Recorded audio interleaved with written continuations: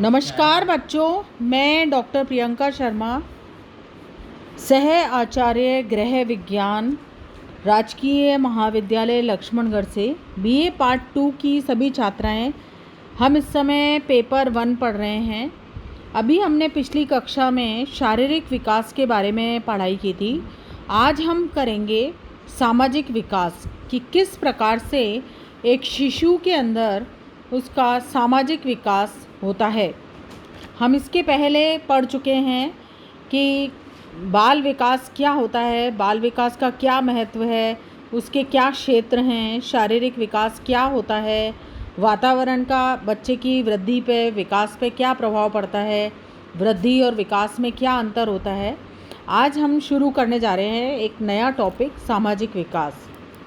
शिशु जब जन्म लेता है तो वह पूर्णतः निर्बल, असहाय और आश्रित अवस्था में होता है और उस समय वो दूसरों के ऊपर निर्भर रहता है।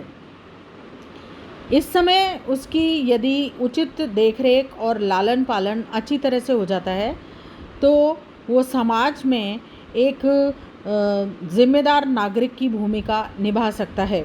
विकास की पूर्णता प्राप्त करते करते वो एक सामाजिक प्राणी बन जाता है और समाज द्वारा मान्य गुणों से सुशोभित हो जाता है। साथ ही वह सामाजिक संबंधों के जाल में इस तरह से उलझ जाता है कि उसमें वह जीवन पर्यंत उलझा ही रहता है। सामाजिक विकास की जो परिभाषा है उसका अर्थ है, सामाजिक विकास एक वह प्रक्रिया है जिसके द्वारा व्यक्ति समाज द्वारा निर्धारित व मान्य मूल्यों, दर्शनों, मानकों, अभिवृत्तियों, संस्कृतियों, परंपराओं आदि को सीखता है तथा उसी के अनुसार व्यवहार करता है। समाजीकरण की प्रक्रिया। सामाजिक विकास को समझने के लिए समाजीकरण की प्रक्रिया को समझना अत्यंत ही आवश्यक है। दरअसल समाजीकरण सामाजिक विकास का मूलभूत आधार है। ये बालक को समाज में रहने योग्य बनाता है। बालक समाज में रहकर ही क्षमा, त्याग, बलिदान, सहयोग, प्रतिस्पर्धा आदि सामाजिक गुणों को सीखता है और उसे पीढ़ी दर पीढ़ी हस्तांतरित करता है। समाज के अनुसार रहना और समाज के द्वारा बनाए गए राहों पर चलना तथा समाज के साथ सामंजस्य स्थापित करना, यही सरल शब्दों में समाजीकरण का अर्थ होता है। समाजीकरण की प्रक्रिया में मुख्य रूप से 3 बातें सम्मिलित होती हैं। सबसे पहला, समाज द्वारा मान्य तरीकों के अनुसार व्यवहार करना। प्रत्येक समाज की कुछ अपनी संस्कृति, परंपराएं, रीति रिवाज, नियम, मूल्य एवं दर्शन होते हैं जिन्हें बालक को सीखना होता है तथा उसी के अनुसार व्यवहार करना होता है।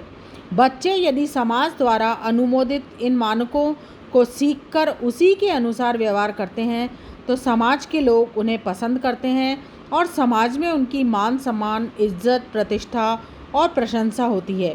अन्यथा बालक को सामाजिक समायोजन ठीक प्रकार से नहीं हो पाता है। दूसरा, समाज द्वारा अनुमोदित भूमिका को अपनाना। समाजीकरण प्रक्रिया की दूसरी महत्वपूर्ण बात है समाज द्वारा अनुमोदित भूमिकाओं को अपनाना।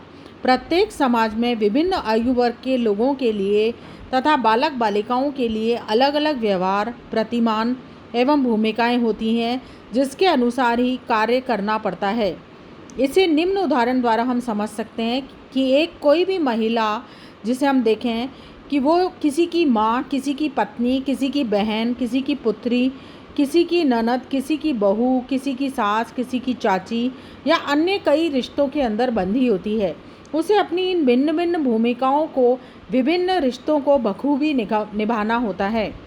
उसे किस रिश्ते के समय कैसा व्यवहार करना है ये उसको सीखना होता है। अपने पोते के साथ दादी किस प्रकार व्यवहार करेगी या अपनी बहू के साथ किस प्रकार से व्यवहार करेगी, ये सामाजिक जो व्यवस्था है उसके द्वारा ही हम सीखते हैं। सामाजिक अभिवृत्तियों का विकास करना। समाज में रह कर के हम विभिन्न सामाजिक अभिवृत्तियों को सीखते हैं, विकसित करते हैं, तभी हम समाज के अंदर सफल हो सकते हैं। जो समाज के रीति रिवाज हैं, समाज के अंदर हमको किस प्रकार से व्यवहार करना है, वो सब कुछ हम समाज में रह कर के सीखते हैं, तभी हम समाज के द्वारा जो है अनुमोदित किए जाते हैं। धन्यवाद।